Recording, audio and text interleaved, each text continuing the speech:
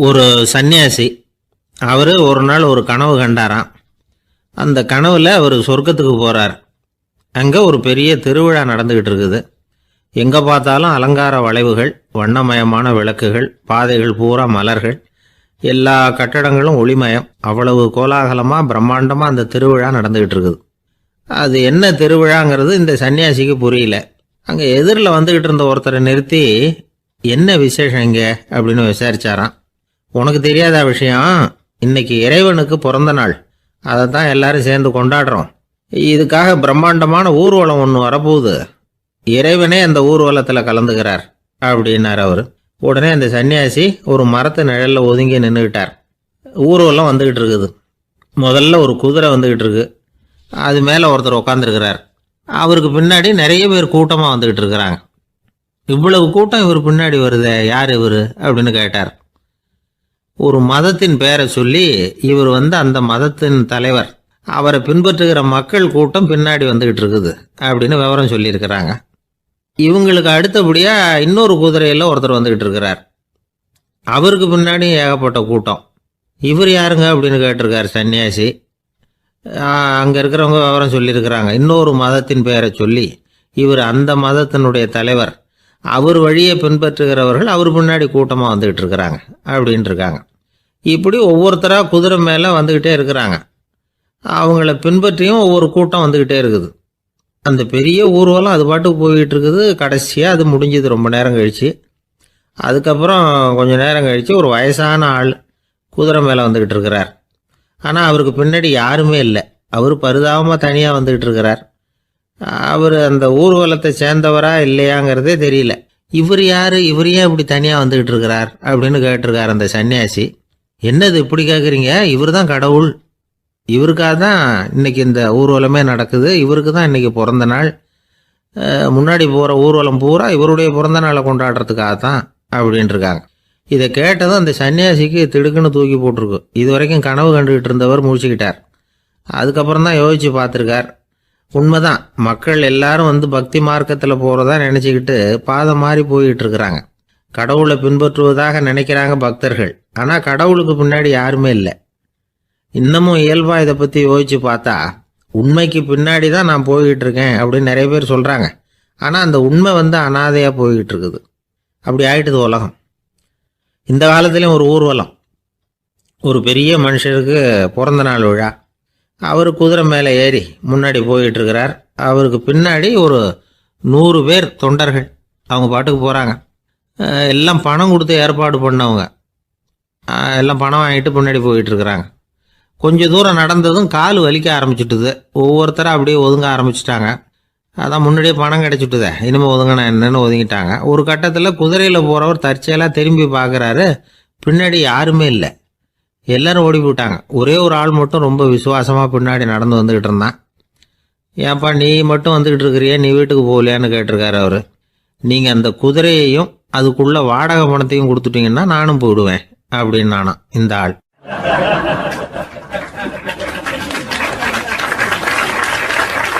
ஒரு ஊரில் ஒரு ஆள் இருந்தான். தையல் கடை வச்சுருந்தான். அவங்கிட்ட ஒருத்தன் ஒரு சட்டை துணி எடுத்து கொடுத்து தைக்க சொல்லியிருந்தான். வர்ற சனிக்கிழமை வா, வாங்கிட்டு போ அப்படின்னு அவன் சொல்லியிருந்தான். அதே மாதிரி இவன் வந்தான். அவன் தச்சு வச்சிருந்த சட்டையை கொடுத்தான். இவன் வாங்கி அங்கேயே போட்டு பார்த்தான்.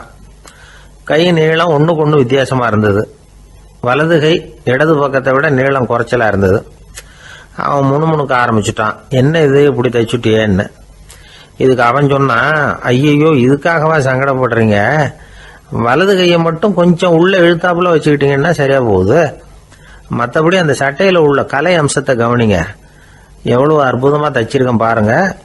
ஒரு சின்ன குறைய இப்படிலாம் பொருட்படுத்த வேண்டியதில்லை. நான் சொன்னது மாதிரி கையை கொஞ்சம் உள்ளே இழுத்தது மாதிரி வச்சுக்கிட்டு நடந்து போங்க, ஜோராக இருக்கும் அப்படின்னா. அவனும் யோசிச்சு பார்த்தான். சரியான யோசனையாக தான் தோணுச்சு. கொஞ்சம் முயற்சி பண்ணி வலது கையை கொஞ்சம் உள்ளே இழுத்து சட்டை சரியாக இருக்கிறது மாதிரி பண்ணிக்கிட்டான். இப்போ மறுபடியும் ஒரு பிரச்சனை. வலது கையை உள்ளே இழுத்த மாதிரி அப்படியே வச்சுக்கிட்டதும் முதுகு பக்கம் கொஞ்சம் துணி தளர்த்தியாக தொங்குறது மாதிரி தெரிஞ்சது. என்ன இது, முதுகு பக்கம் துணி குவிஞ்சுட்டுதே, தொங்குதே அப்படின்னா மறுபடியும் அடடா, இதுக்காகவா கவலைப்படுறீங்க? உடம்ப அதுக்கு தகுந்த மாதிரி கொஞ்சம் வளைச்சிக்கிட்டா சரியா போடுது. இதுக்காக அந்த அழகான தையலை பிரித்து அதில் உள்ள கலை அம்சத்தை கெடுக்கிறதுக்கு என் மனசு இடம் தரல. எவ்வளவுக்கு தளர்த்தியா இருக்கோ அவ்வளவுக்கு கொஞ்சம் உடம்ப வளைச்சி அப்படி குனிஞ்சது மாதிரி போங்க போதும் அப்படின்னா. அதுவும் நல்ல யோசனையாக தான் பட்டுது இவனுக்கு. சரின்னு சொல்லிவிட்டு புறப்பட்டான். தெருவில் இறங்கினான். கையை கொஞ்சம் உள்ளே இழுத்தான். உடம்ப கொஞ்சம் முன்னால் வளைச்சான்.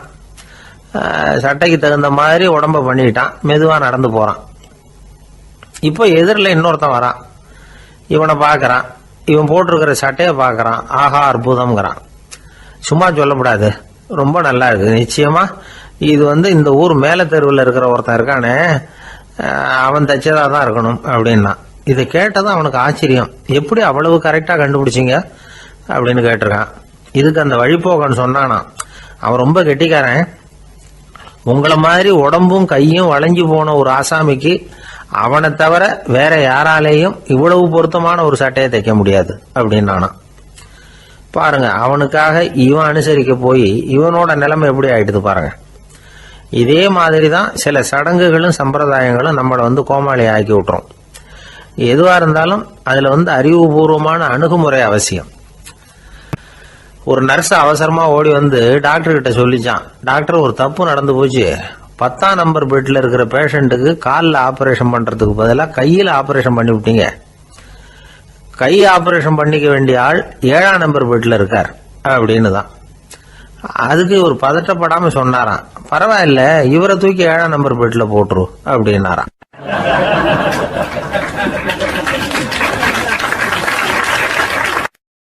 ஒரு ஊர்ல ஒருத்தர் இருந்தார். ரொம்ப நல்லவர். யாருக்காவது ஏதாவது கொடுத்துக்கிட்டே இருப்பார். கொடையாளி. தினமும் யாராவது ஒருத்தருக்கு ஏதாவது கொடுக்கலன்னா அவருக்கு தூக்கம் வராது. அப்படி ஒரு பழக்கம்.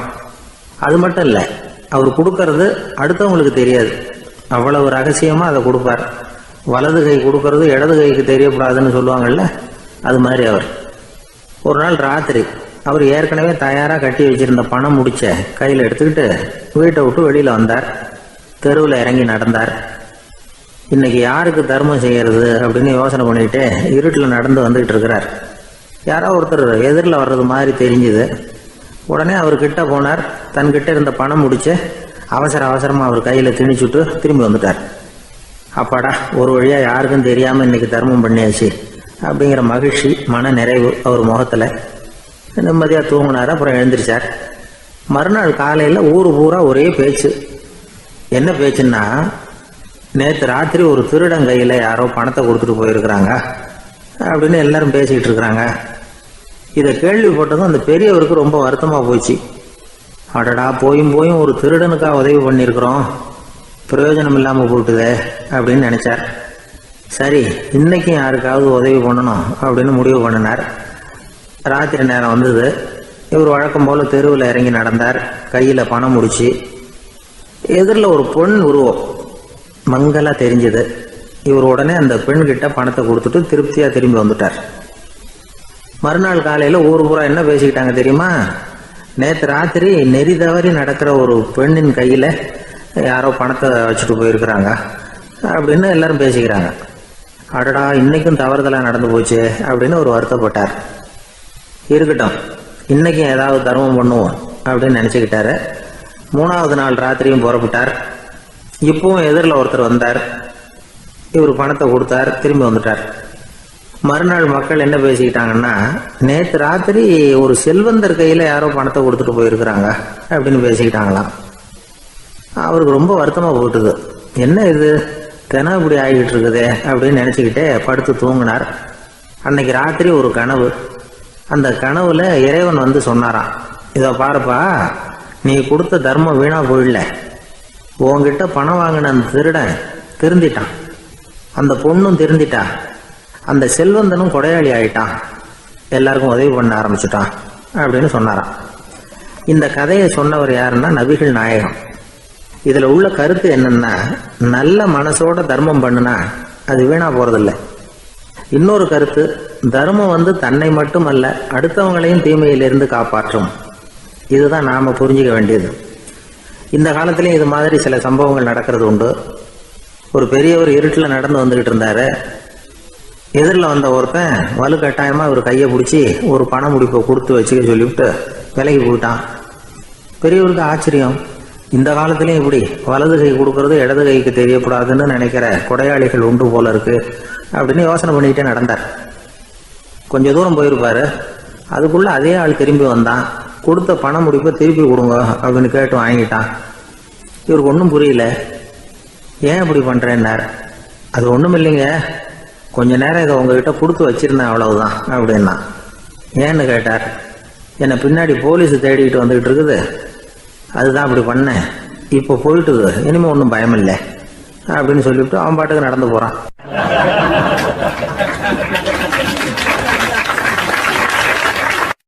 தான் மட்டும் வாழ்ந்தா போதும் அப்படின்னு நினைக்கிறவங்க உண்டு. தானும் வாழணும், அடுத்தவங்களும் வாழணும் அப்படின்னு நினைக்கிறவங்களும் உண்டு. முதல்ல சொன்ன வகையை சேர்ந்த மனிதர்கள் எப்படி தெரியுமா? எப்படியாவது தான் மட்டும் வாழ்ந்தால் போதுங்கிற நினைப்பு தான் எப்பவும் அவங்களுக்கு இருக்கும். தங்களுடைய வளர்ச்சிக்கு எது தடையா இருந்தாலும் சரி, யார் தடையா இருந்தாலும் சரி, அதை அழிச்சுட்டு தான் மறுவேலை பார்ப்பாங்க. அவங்கெல்லாம் பாவ காரியங்களுக்கு தயங்குறதே இல்லை. அப்படிப்பட்ட வாழ்க்கை அவங்களுக்கே இடைஞ்சல அமைஞ்சு விடுறது உண்டு. அதை விளக்கிறதுக்கு ஒரு கதையும் உண்டு. ஒரு ஊர்ல அப்படிப்பட்ட ஆள் ஒருத்தன் இருந்திருக்கான். நிறைய பாவங்களை செஞ்சவன். அதன் காரணமா நரகப்படுகொழியில விழுந்துட்டான். நரகப்படுகொழிங்கிறது ஒரு பெரிய கிணறு மாதிரி. ஏற்கனவே பாவம் செஞ்சவங்க நிறைய பேர் அதில் விழுந்து கிடக்குறாங்க. உள்ள ஏகப்பட்ட சத்தம், எல்லாம் அந்த பாவாத்மாக்கள் போடுற சத்தம். இப்போ விழுந்தானே இவனும் சத்தம் போட்டான். இவன் போடுற சத்தம் கொஞ்சம் அதிகமாக கேட்டுது. இந்த கிணத்துக்கு பக்கத்தில் புத்தர் உட்கார்ந்துருக்கிறார். அவர் காதில் இவன் போடுற சத்தம் விழுந்தது. உடனே அந்த கிணத்தடிக்கு போனார், குனிஞ்சு பார்த்தார். சாமி என்னை காப்பாத்துங்க அப்படின்னு கத்தனா இவன். புத்தர் அவனை கொஞ்சம் கவனிச்சு பார்த்தார். மனித சமுதாயத்துக்கு அவன் என்னென்ன கெடுதல் பண்ணியிருக்கிறாங்கிற விவரம்லாம் அவர் மனக்கண்ணில் தெரிஞ்சது. அவருக்கு எல்லாம் புரிஞ்சு போச்சு. இருந்தாலும் அவனை காப்பாத்துறதுக்கு ஏதாவது வழி உண்டா அப்படின்னு யோசிச்சார். அவன் தன்னுடைய வாழ்நாளில் ஏதாவது நல்லது செஞ்சிருக்கானா அப்படின்னு பார்த்தார். ஒரே ஒரு சமயம் அவன் தன்னுடைய காலடியில மிதிபட இருந்த சிலந்தியை மிதிக்காமல் தாண்டி போயிருக்கிறான். இந்த ஒரு காரியத்துக்காக அவனை கரையேற்ற முடியுமா அப்படின்னு நினைச்சார். அவ்வளவுதான். உடனே அவர் கையில ஒரு சிலந்தி வந்து உட்காந்துதான். அதுகிட்ட இருந்து நூல் இழை வெளிவர ஆரம்பிச்சது. அந்த நூல் இழை கிணற்று ஆழம் வரைக்கும் அப்படியே நீண்டுகிட்டே போச்சான். புத்தர் பார்த்தார். இந்த நூலை பிடிச்சிக்கிட்டு மேலே ஏறி வா அப்படின்னார். என்னங்க சொல்றீங்க, இந்த சிலந்தி நூல் என்ன தாங்குமான்னு கத்தனான். எல்லாம் தாங்கும், அதை பிடிச்சிக்கிட்டு ஏறி வா அப்படின்னார். சந்தேகத்தோடவே அவன் அந்த நூல் இழைய பிடிச்சி இழுத்து பார்த்தா ரொம்ப வலுவா இருந்தது. அவனுக்கு ஆச்சரியம். அதை பிடிச்சிக்கிட்டே மெதுவா மேலே ஏறி வர ஆரம்பிச்சுட்டான். பாதி தூரம் ஏறி வந்திருப்பான். அப்போ அவன் காலுக்கு கீழே ஏதோ சத்தம். என்னன்னு குனிஞ்சு பார்க்கறான். கீழே கிடந்தவங்க சில பேரும் அந்த நூலை பிடிச்சி மேலே வந்துகிட்டு இருக்கிறாங்க. இவனுக்கு கோபம் வந்துட்டுது. தன்னுடைய இடுப்புல வச்சிருந்த கத்தியை எடுத்து தன்னுடைய காலுக்கு கீழே நூல் இழையை அப்படியே வெட்டி விட்டுட்டான். இனிமே நாம மட்டும்தான் மேலே ஏறி வந்துடணும் அப்படின்னு நினைச்சுக்கிட்டான். ஆனா நடந்தது என்ன தெரியுமா? மொத்த நூல் இழையும் அப்படியே அருந்து கீழே விழுந்துட்டுது. அவனும் பொத்துன்னு கீழே விழுந்துட்டான். மறுபடியும் கத்த ஆரம்பிச்சுட்டான். ஏற்கனவே அவன் செஞ்சிருந்த ஒரு சிறு கருணை அந்த நூல் இழைக்கு உறுதியை கொடுத்தது. இப்போ அவன் செஞ்ச பாவம் அந்த நூல் இழைய வலுவிழக்க செஞ்சுட்டுது. அடுத்தவங்களும் வாழணுங்கிற எண்ணம் அவனுக்கு இருந்திருந்தா இப்போ அவனும் கரையேறி வந்திருப்பான், மற்றவங்களும் சௌக்கியமா வந்து சேர்ந்திருப்பாங்க. அதனால நாமும் வாழணும், அடுத்தவங்களும் வாழணும் அப்படின்னு நினைக்கிறவன் வாழ்க்கையில சீக்கிரம் முன்னுக்கு வந்துடுவான். ஒருத்தன் ஒரு டாக்டர் கிட்ட போனான், மருந்து வாங்கினான். வாங்கி கொண்டாந்து பேசாம வச்சுட்டான், சாப்பிடல. அப்புறம் எதுக்காகப்பா போய் அவர்கிட்ட மருந்து வாங்கினேன் அப்படின்னு கேட்டாங்க. டாக்டர் வாழணும் இல்லையா, அதனாலதான் அப்படின்னா. அவர் கொடுத்த மருந்தை நீ ஏன் சாப்பிடல அப்புறம் அப்படின்னு கேட்டாங்க. நான் வாழணும் இல்லையா, அதுக்காக தான் அப்படின்னா.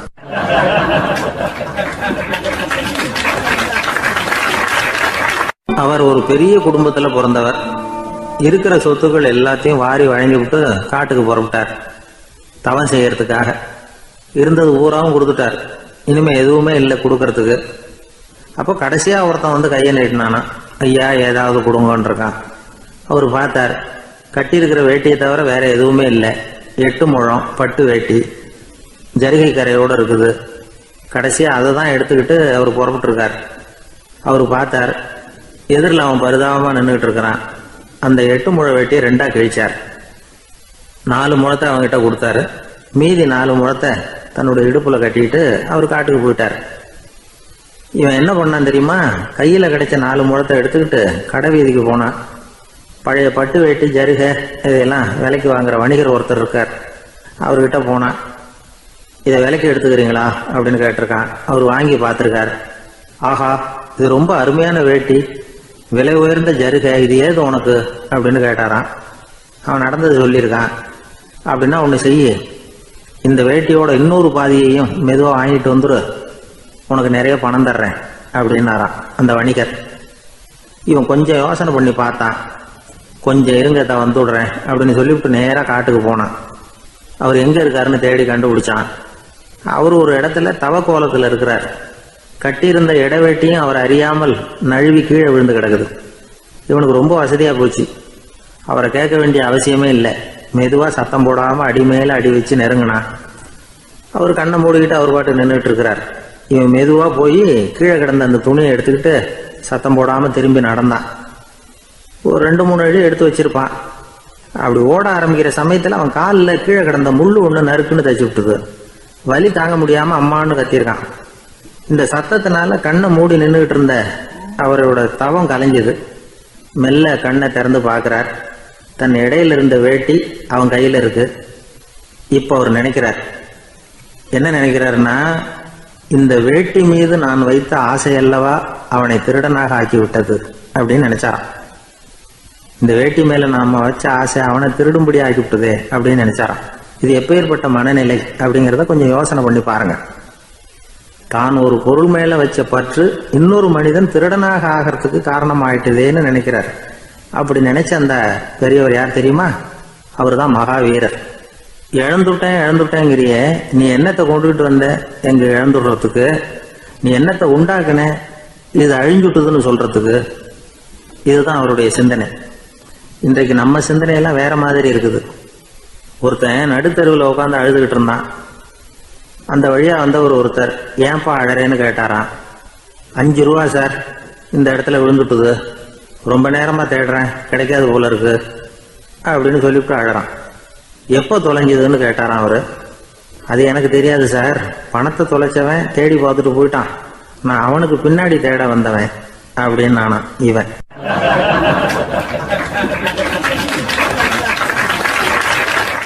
ஒரு ஊர்ல ஒரு ஆள் இருந்தான். அவன் ஒரு நாள் கோயிலுக்கு போனான். கடவுள்கிட்ட வேண்டிக்கிட்டான், எனக்கு ஒரு 1 லட்சம் ரூபா நீ கொடுத்தா நான் உன் சன்னதியில் ஒரு தேங்காய் உடைக்கிறேன் அப்படின்னு வேண்டிக்கிட்டான். கடவுள் பார்த்தார். உடனே அவன் கண் முன்னாடி தோன்றினார். இந்தா நீ கேட்ட 1 லட்சம் ரூபாய் அப்படின்னு சொல்லி அவன் கையில் பணத்தை கொடுத்துட்டு மறைஞ்சிட்டார். இவனால் நம்பவே முடியல. இவ்வளவு சுலபமாக கிடைக்கும்னு தெரிஞ்சிருந்தா அனாவசியமாக ஒரு தேங்காய் உடைக்கிறேன்னு வேண்டியிருக்க வேண்டியது இல்லையே அப்படின்னு நினச்சான். இருந்தாலும் வேண்டுதலை நிறைவேற்ற வேண்டியது கடமை. அதுக்காக என்ன பண்ணால், பக்கத்தில் ஒரு கடைக்கு போனான். ஒரு தேங்காயை கையில் எடுத்தான். இது என்ன விலைன்னு கேட்டான். 5 ரூபான்னார் கடையில் இருந்தவர். அதிகமாக இருக்குதே விலைன்னா. அப்படின்னா ஒன்று செய்யுங்க, அடுத்த ஊருக்கு போங்க, அங்கே தென்னந்தோப்பு அதிகம், அதனால் அங்கே இதை விட குறைஞ்ச விலைக்கு கிடைக்கும் அப்படின்னார். சரின்னு அடுத்த ஊருக்கு கிளம்புனான். அங்கே போய் விசாரித்தான். ஒரு தேங்காய் 3 ரூபாய் விலைன்னாங்க. இதுவும் அதிகமாக தெரியுதேன்னா. அப்படின்னா ஒன்று செய்ய, அதோ அந்த ஆற்று ஓரமாக ஒரு தென்னை மரம் இருக்கு பார், அதில் நீயே ஏறி பறிச்சுக்கோ, ஒரு தேங்காய்க்கு 1 ரூபா கொடுத்தா போதும் அப்படின்னார் அந்த தோப்புக்கு சொந்தக்காரரு. இவனுக்கு மரம் ஏற தெரியாது, இருந்தாலும் ஆசை யாரை விட்டுது, விலை சல்லிசாக இருக்குதே.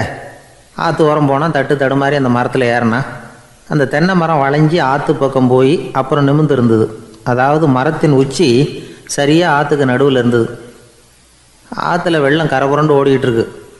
இவன் கடவுள் கொடுத்த 1 லட்சம் ரூபாயை மடியில் வச்சு இறுக்கி கட்டிக்கிட்டான்.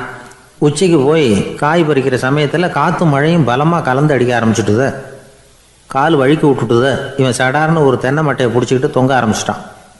கீழே பயங்கரமான வெள்ளம், மடியில் 1 லட்சம் ரூபா பணம், என்ன செய்கிறதுன்னு தவிக்கிறான். இந்த சமயம் கரையில் ஒரு யானை பாகன் யானையை குளிப்பாட்டிக்கிட்டு இருக்கிறான். அது அவன் கண்ணில் பட்டுது. ஐயா ஒரு உதவின்னு கத்துனான். அவன் என்ன செய்யணும்னு கேட்டான். உன் யானையை மெதுவாக இங்கே அழைச்சிட்டு வா, எனக்கு நேராக கீழே நிறுத்து, என் காலை பிடிச்சி மெதுவாக கீழே இறக்கி விட்டுரு, என் மடியில் இருக்கிற பணத்தில் உனக்கு 10,000 ரூபா தரேன் அப்படின்னா.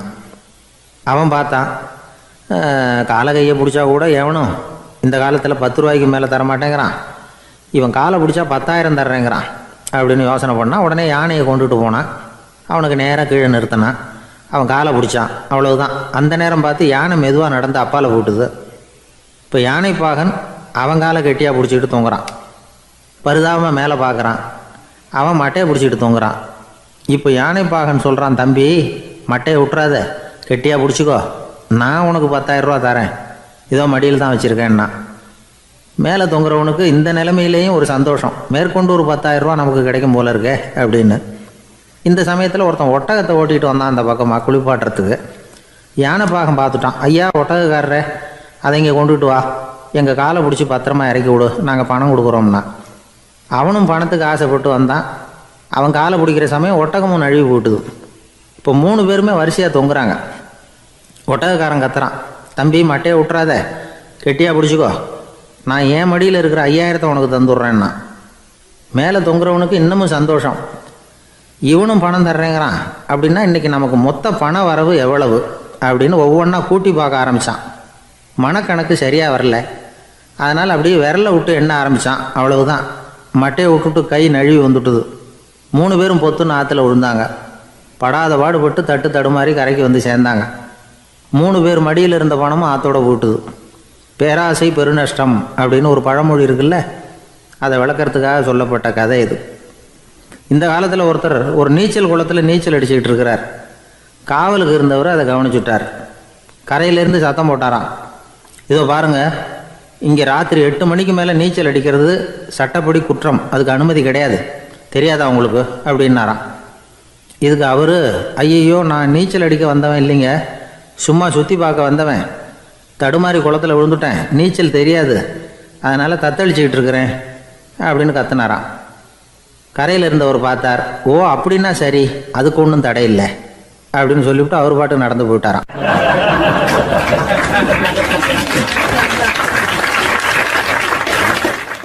நம்மளை மாதிரி ஒரு ஆசாமி அவன் நம்மளை மாதிரியே கற்பனை பண்ணான். அதாவது நாம தான் இந்த உலகத்துல ரொம்பவும் கஷ்டப்படுறோம், மற்றவங்க எல்லாம் சந்தோஷமா இருக்கிறாங்க அப்படின்னு அவன் நினைச்சுக்கிட்டான். அவன் ஒரு நாள் கடவுளை வேண்டிக்கிட்டானான், சுவாமி இந்த உலகத்துல எவ்வளவோ பேர் இருக்கிறாங்க, ஒவ்வொருத்தருக்கும் ஒவ்வொரு விதமான கஷ்டம் இருக்கலாம், ஒத்துக்கிறேன், இருந்தாலும் எனக்கு அது கொஞ்சம் அதிகமா இருக்கிறது மாதிரி தெரியுது, அதனால நீங்க எனக்காக ஒரு சின்ன உதவி செஞ்சா போதும். அது வேற ஒண்ணும் இல்லை, என்கிட்ட இருக்கிற துயரங்களை இன்னொருத்தர் யாருக்கிட்டையாவது கொடுத்துருங்க, அவர்கிட்ட இருக்கிற துயரங்களை என்கிட்ட மாத்தி கொடுத்துருங்க, ஒரு மியூச்சுவல் டிரான்ஸ்ஃபர், அவ்வளவுதான், அப்படி பண்ணிவிட்டா போதும் அப்படின்னு வேண்டிக்கிட்டானான். அன்னைக்கு ராத்திரியே அவன் ஒரு கனவு கண்டிருக்கான். வானத்திலிருந்து ஒரு குரல் கேட்டிருக்கு. அது என்ன சொல்லிச்சு தெரியுமா?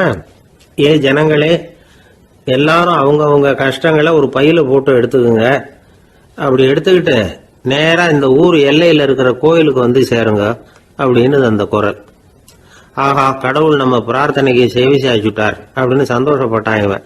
உடனே என்ன பண்ணான், தன்கிட்ட இருந்த கஷ்டத்தையெல்லாம் ஒரு சாக்கு பையில போட்டு எடுத்துக்கிட்டான். வீட்டை விட்டு வெளியில வந்தான்.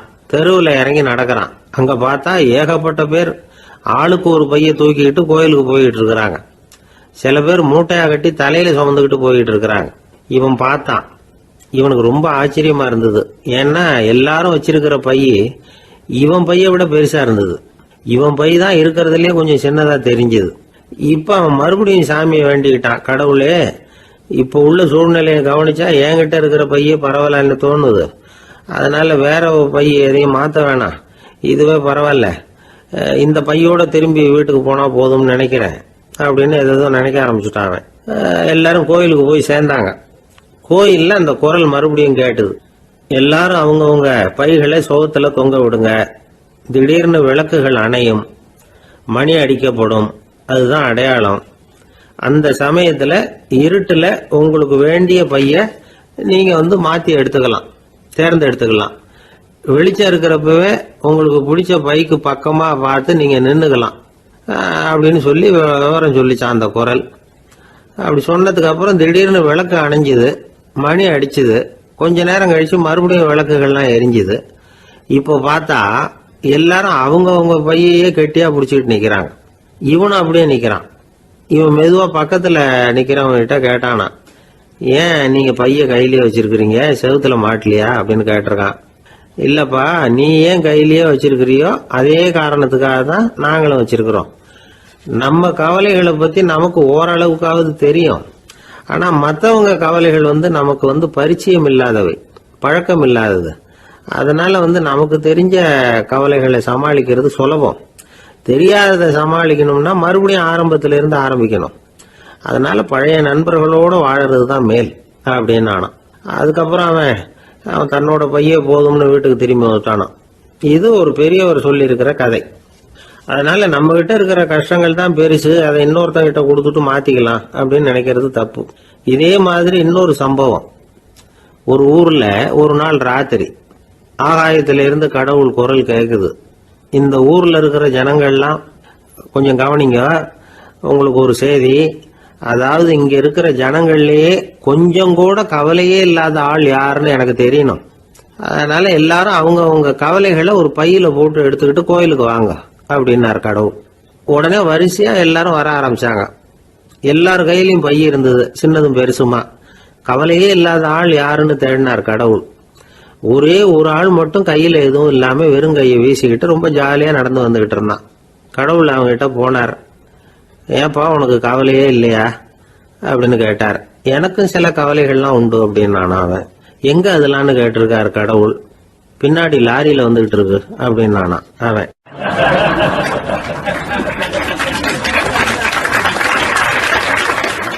அசோக மன்னர் வந்துகிட்டு இருக்கார். அவருடைய ஆலோசகர்கள் எல்லாம் பக்கத்துல வந்துகிட்டு இருக்கிறாங்க. அந்த சமயத்துல எதிரில் ஒரு புத்த பிக்ஷு வர்றார். அசோகர் பார்க்கிறார். ஓடி போய் அவர் காலில் விழுந்து வணங்குறார். அசோக மன்னரின் தலை அந்த புத்த துறவியின் பாதத்துல பட்டுக்கிட்டு இருக்கு. பக்கத்துல நின்றுகிட்டு இருந்த அமைச்சருக்கு இது ரொம்ப சங்கடமா போச்சு. ரொம்ப வருத்தப்பட்டார். நம்ம அசோக சக்கரவர்த்தி எப்பேற்பட்டவர், அவரோட தலை ஒரு சன்னியாசியின் பாதத்துல படுறதா அப்படின்னு நினைச்சு ரொம்ப கவலைப்பட்டார். அரண்மனைக்கு திரும்பினதும் அமைச்சர் மெதுவா ஆரம்பிச்சார். அரசே, எனக்கு ரொம்ப வருத்தமா இருக்குது அப்படின்னார். எதுக்குன்னார் மன்னர். அசோக சக்கரவர்த்தியின் தலை, அதாவது அந்த சிரம் ரொம்ப மதிப்புமிக்க ஒன்று. அது ஒரு சன்னியாசியின் காலில் படலாமா அப்படின்னார். அசோகர் பதில் சொல்லல, சிரிச்சார், போயிட்டார். அதுக்கப்புறம் ஒரு சரியான சந்தர்ப்பத்துக்காக காத்துக்கிட்டு இருந்தார். ஒரு நாள் அமைச்சரை கூப்பிட்டார். எனக்கு 3 தலைகள் வேணும் அப்படின்னார். சொல்லுங்க, கொண்டுகிட்டு வரேன் அப்படின்னார் அமைச்சர். அசோகர் சொன்னார், முதல்ல எனக்கு தேவையானது ஒரு ஆட்டின் தலை, 2வது ஒரு புலியின் தலை, 3வது ஒரு மனிதனின் தலை. இதுதான் அசோகர் கேட்டது. எங்க இருந்தாலும் கொண்டு வாங்கன்னார். அமைச்சர் புறப்பட்டார். ஆட்டுத்தலை, புலித்தலை கிடைச்சிட்டுது. அப்புறமா ஒரு சுடுகாட்டுக்கு போய் ஒரு மனித தலையும் சேகரம் பண்ணிட்டு ராஜா கிட்ட வந்துட்டார். அரசே, உங்கள் ஆணைப்படி 3 தலைகளையும் கொண்டு வந்திருக்கிறேன்னார். அசோகர் பார்த்தார். ரொம்ப நல்லது, இப்ப இது 3ஐயும் எடுத்துக்கிட்டு போய் சந்தையில வித்துட்டு வாங்க அப்படின்னார். அமைச்சர் அதுகளை எடுத்துக்கிட்டு சந்தைக்கு போனார். முதல்ல ஆட்டுத்தலை நல்ல விலைக்கு வித்து போச்சு. நல்ல விலை கொடுத்து வாங்கிட்டு போட்டாங்க. அடுத்தபடியா புலி தலைய ஒருத்தர் வாங்கிட்டார். அதை பாடம் பண்ணி வீட்டில் மாட்டி வைக்கலாமே அப்படின்னு நினைச்சு அதையும் வாங்கிட்டு போட்டார். மனித தலையை மட்டும் வாங்கறதுக்கு யாரும் முன் வரல. எல்லாரும் அதை பார்த்துட்டு விலகி போக ஆரம்பிச்சாங்க. அமைச்சர் திரும்பி வந்தார். அரசே, இந்த தலையை மட்டும் யாரும் வாங்க மாட்டேங்கிறாங்க அப்படின்னார். சரி, பரவாயில்ல, இதை இலவசமாவே எனாமாவே யாருக்கிட்டையாவது கொடுத்துட்டு வந்துருங்க அப்படின்னார். அமைச்சர் மறுபடியும் சந்தைக்கு போனார். இதை இலவசமா தரேன், இதை வாங்கிக்கோங்க அப்படின்னார். அப்பவும் அதை யாரும் வாங்கிக்கிறதுக்கு தயாரா இல்லை. மறுபடியும் திரும்பி மன்னர்கிட்ட விவரத்தை சொன்னார். இப்போ மன்னர் சொல்றார், அமைச்சரே, உயிர் இருக்கிற வரைக்கும் தான் இந்த தலைக்கு மதிப்பு. ஜீவன் போனதுக்கு அப்புறம் அதோட மதிப்பும் போயிடுது. அதனால மதிப்பு இருக்கும் பொழுதே பெரியவர்கள் பாதம் பணிந்து அந்த புனிதத்தை பெற்றுக்கொள்ளணும் அப்படின்னார். பணிவுங்கிறது வேற, அடிமைத்தனம்ங்கிறது வேற. பெரியவர்களை பணிவது நமக்கு பெருமை தரக்கூடிய விஷயம். இதை மனசுல வச்சுக்கிட்டு எப்போ காலில் விழணும், எப்போ காலில் விழக்கூடாது அப்படிங்கிறத முடிவு பண்ணிக்கணும். ஒரு சாதாரண ஆள் நடந்து வந்துகிட்டு இருந்தார். எதிரில் வந்த ஒரு பெரிய மனுஷன் ஓடி போய் அவர் காலில் விழுந்து தன்னுடைய தலையை அவர் பாதத்தில் கொண்டு போய் வச்சார். கொஞ்ச நேரம் கழிச்சு எழுந்திரிச்சு வந்துட்டார். வந்த பிறகு இவரை கேட்டேன், ஏன் திடீர்னு ஓடி போய் அந்த ஆளு காலில் விழுந்தீங்க அப்படின்னு. அவர் போட்டிருக்கிறது என்னோட காணாம போன செருப்பான்னு கண்டுபிடிக்கிறதுக்காக அப்படி விழுந்தேன் அப்படின்னார்.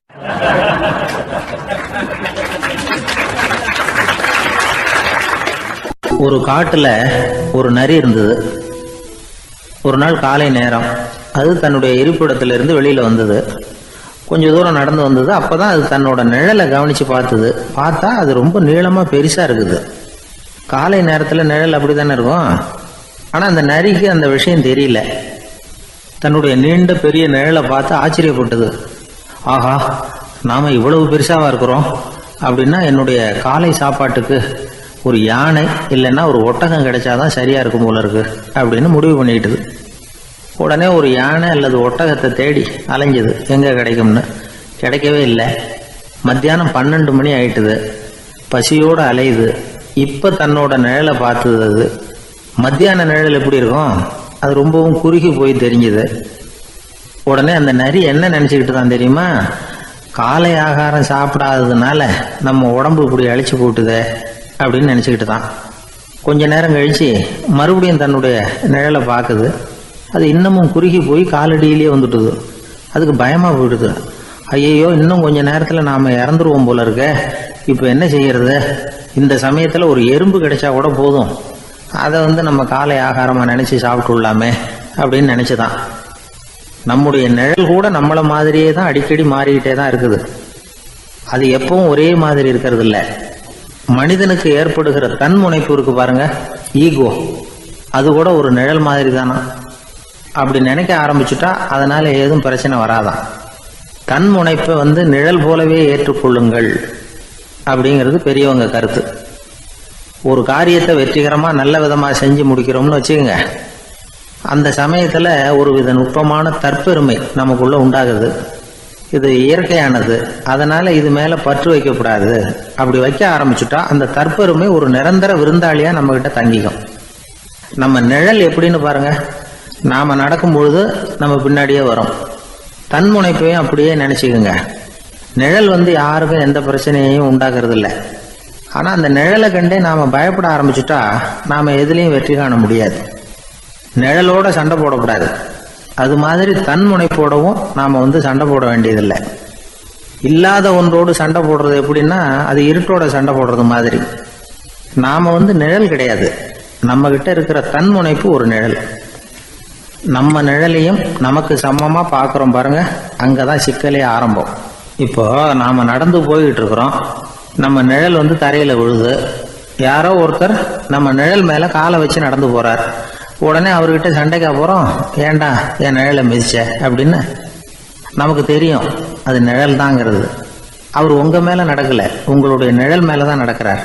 அது மாதிரி உங்க தன்முனைப்பின் மேல யாராவது நடந்தா உங்களை அவமானப்படுத்துறதா நினைக்கிறீங்க. காரணம், நாமளும் நம்ம தன்முனைப்பும் ஒண்ணுங்கிற நினைப்பு தான் காரணம். மற்றபடி வேற ஒண்ணும் கிடையாது. நம்ம நிழல் மேல நடக்கிறவர் நம்மளை காயப்படுத்துறது இல்லை. தன்முனைப்பை வேண்டாத ஒன்னாவும் பார்க்க வேண்டியதில்லை. அது இயற்கை. நிழலை உங்க முன்னாடி வைக்க வேணாம், அது உங்க பின்னாடியே இருக்கட்டும். நிழலின் நிழலாகி விடாதீர்கள், நீங்கள் நீங்களாகவே இருங்கள். இதுதான் சான்றோர் சிந்தனை. ஒரு பேருந்துல ஒரே நெரிசல். ஒருத்தர் பக்கத்துல நின்றுகிட்டு இருந்தவர்கிட்ட ரொம்ப பணிவா விசாரிச்சார், ஏன் சார், நீங்க ஏதாவது பெரிய உத்தியோகத்துல இருக்கிறீங்களா அப்படின்னார். அப்படிலாம் ஒண்ணும் இல்லைங்க என்னார் அவரு. அப்படின்னா வேற ஏதாவது அரசியல்ல பெரிய பதவியில் இருக்கிறீங்களா அப்படின்னு கேட்டார். அதுவும் இல்லைங்கன்னார். சரி, பணமாவது அதிகமா வச்சிருக்கீங்களா அப்படின்னு கேட்டார். அப்படிலாம் ஒன்றும் கிடையாது சார்னார் அவரு. அப்புறம் எதுக்குடா என் காலை மிதிச்சுக்கிட்டு இருக்கிற, எடுறா காலை அப்படின்னாராம் இவர்.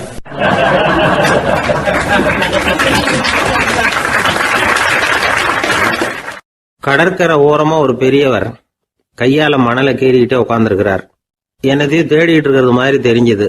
மெதுவா கிட்டத்துல போய் என்னத்தை தேடிட்டு இருக்கிறீங்க அப்படின்னு கேட்டோம். அவரு சாவகாசமா நிமிர்ந்து பார்த்து நிம்மதியை தேடிட்டு இருக்கிறேன்னார். நாங்க ஒரு மாதிரி ஆயிட்டோம். இருந்தாலும் சமாளிச்சுக்கிட்டு, சார், மணல்ல கிழிஞ்சல் தான் கிடைக்கும், நிம்மதி கிடைக்காது அப்படின்னோம்.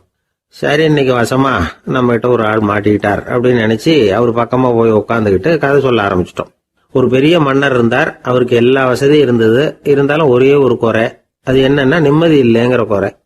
அரண்மனையில் தினமும் கலை நிகழ்ச்சி, நாட்டியம் எல்லாம் நடந்துக்கிட்டு தான் இருந்தது. இருந்தாலும் நிம்மதி இல்லை. சரி, நிம்மதி எங்கே கிடைக்கும் அப்படின்னு தேட ஆரம்பித்தார்.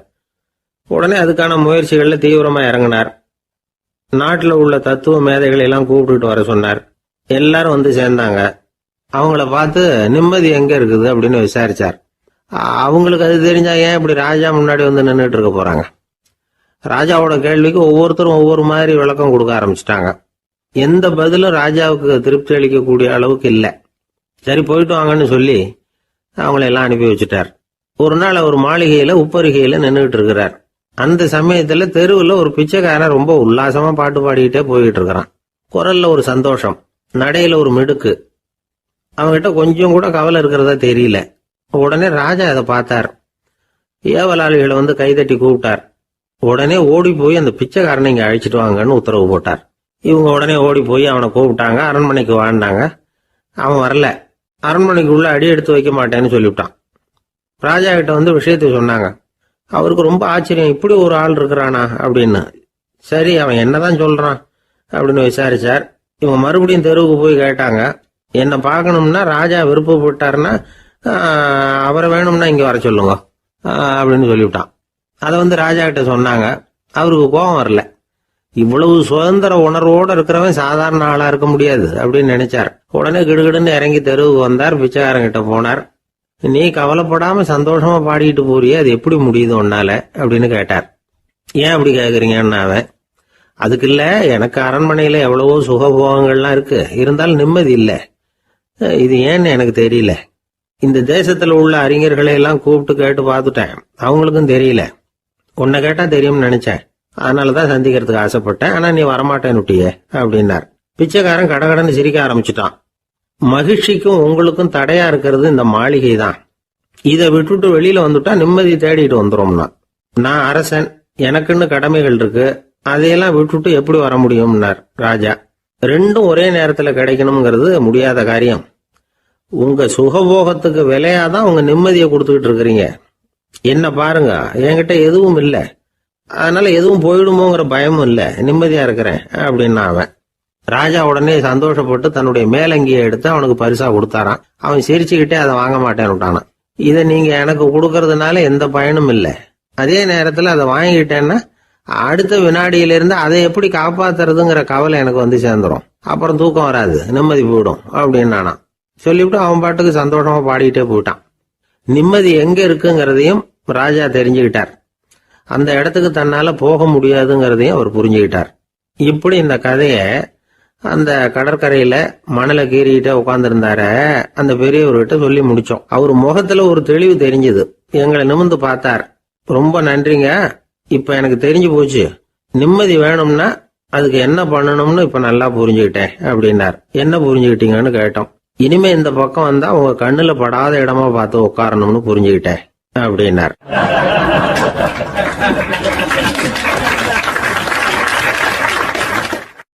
ஒரு சன்னியாசி, அவரு ஒரு நாள் ஒரு கனவு கண்டாராம்.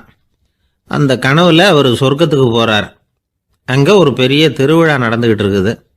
எங்க பார்த்தாலும் அலங்கார வளைவுகள், வண்ணமயமான விளக்குகள், பாதைகள் பூரா மலர்கள், எல்லா கட்டடங்களும் ஒளிமயம். அவ்வளவு கோலாகலமா பிரம்மாண்டமா அந்த திருவிழா நடந்துகிட்டு இருக்குது. அது என்ன திருவிழாங்கிறது இந்த சன்னியாசிக்கு புரியல. அங்க எதிரில் வந்துகிட்டு இருந்த ஒருத்தரை நிறுத்தி, என்ன விசேஷம் இங்க அப்படின்னு விசாரிச்சாராம். உனக்கு தெரியாத விஷயம், இன்னைக்கு இறைவனுக்கு பிறந்த நாள், அதை தான் எல்லாரும் சேர்ந்து கொண்டாடுறோம். இதுக்காக பிரம்மாண்டமான ஊர்வலம் ஒன்று வரப்போகுது, இறைவனே அந்த ஊர்வலத்தில் கலந்துக்கிறார் அப்படின்னார் அவர். உடனே அந்த சன்னியாசி ஒரு மரத்து நிழலில் ஒதுங்கி நின்றுக்கிட்டார். ஊர்வலம் வந்துக்கிட்டு இருக்குது. முதல்ல ஒரு குதிரை வந்துக்கிட்டு இருக்கு, அது மேலே ஒருத்தர் உட்காந்துருக்கிறார். அவருக்கு பின்னாடி நிறைய பேர் கூட்டமாக வந்துக்கிட்டு இருக்கிறாங்க. இவ்வளவு கூட்டம் இவர் பின்னாடி வருதே, யார் இவர் அப்படின்னு கேட்டார். ஒரு மதத்தின் பெயரை சொல்லி, இவர் அந்த மதத்தின் தலைவர், அவரை பின்பற்றுகிற மக்கள் கூட்டம் பின்னாடி வந்துகிட்டு இருக்குது அப்படின்னு விவரம் சொல்லியிருக்கிறாங்க. இவங்களுக்கு அடுத்தபடியா இன்னொரு குதிரையில ஒருத்தர் வந்துகிட்டு இருக்கிறார். அவருக்கு பின்னாடி ஏகப்பட்ட கூட்டம். இவர் யாருங்க அப்படின்னு கேட்டிருக்காரு சன்னியாசி.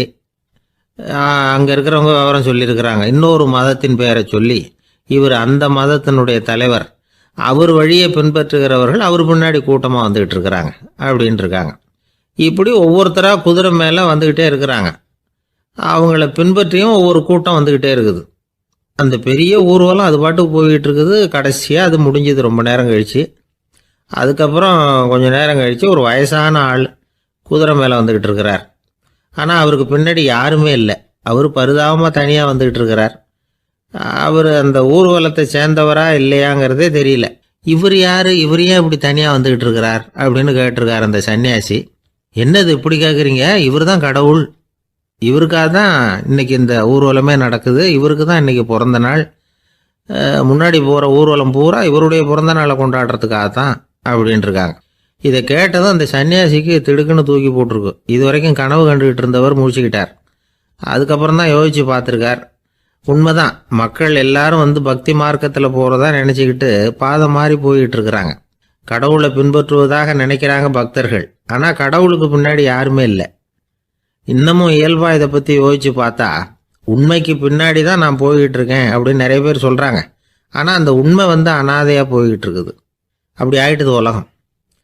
இந்த காலத்துலேயும் ஒரு ஊர்வலம். ஒரு பெரிய மனுஷருக்கு பிறந்த நாள் விழா. அவர் குதிரை மேலே ஏறி முன்னாடி போய்கிட்டு இருக்கிறார். அவருக்கு பின்னாடி ஒரு 100 பேர் தொண்டர்கள் அவங்க பாட்டுக்கு போகிறாங்க. எல்லாம் பணம் கொடுத்து ஏற்பாடு பண்ணவங்க. எல்லாம் பணம் வாங்கிட்டு பின்னாடி போயிட்டு இருக்கிறாங்க. கொஞ்சம் தூரம் நடந்ததும் கால் வலிக்க ஆரம்பிச்சுட்டுது. ஒவ்வொருத்தரும் அப்படியே ஒதுங்க ஆரம்பிச்சிட்டாங்க. அதான் முன்னாடியே பணம் கிடைச்சிட்டுதே, இனிமேல் ஒதுங்கினா என்னன்னு ஒதுங்கிட்டாங்க. ஒரு கட்டத்தில் குதிரையில் போகிறவர் தற்செயலாக திரும்பி பார்க்குறாரு. பின்னாடி யாருமே இல்லை. எல்லாரும் ஓடி போயிட்டாங்க. ஒரே ஒரு ஆள் மட்டும் ரொம்ப விசுவாசமாக பின்னாடி நடந்து வந்துக்கிட்டு இருந்தான். ஏன்ப்பா நீ மட்டும் வந்துக்கிட்டு இருக்கிறியே, நீ வீட்டுக்கு போகலையான்னு கேட்டிருக்காரு அவர். நீங்கள் அந்த குதிரையையும் அதுக்குள்ள வாடகை பணத்தையும் கொடுத்துட்டீங்கன்னா நானும் போயிடுவேன் அப்படின்னு நானும் இந்த ஆள்.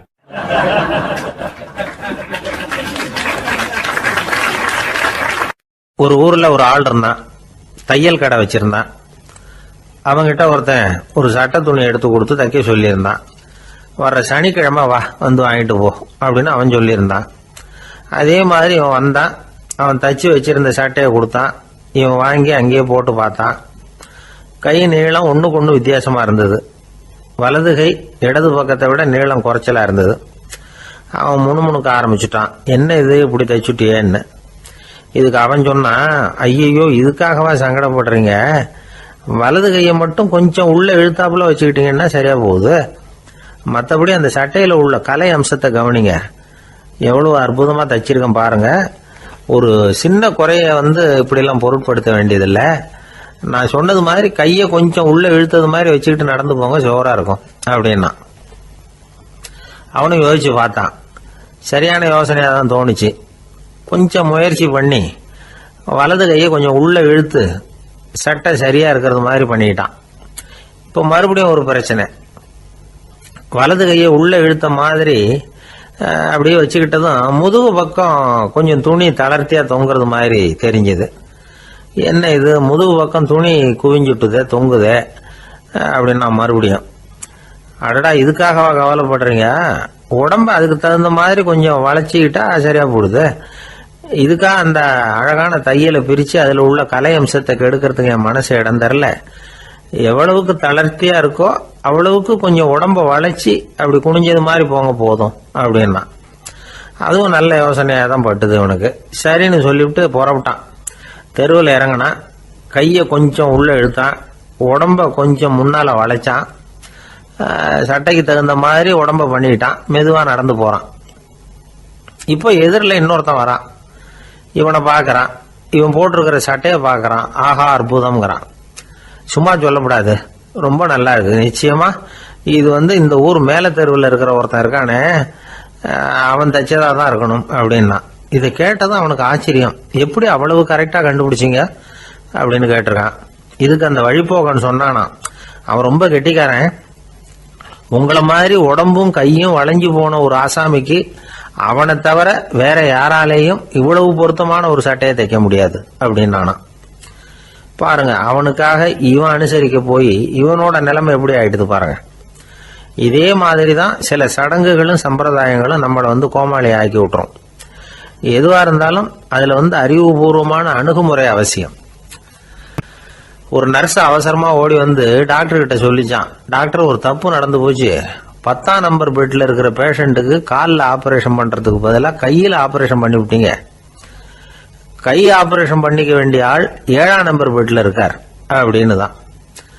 அதுக்கு ஒரு பதட்டப்படாமல் சொன்னாராம், பரவாயில்ல இவரை தூக்கி 7ஆம் நம்பர் பெட்டில் போட்டுரு அப்படின்னாராம்.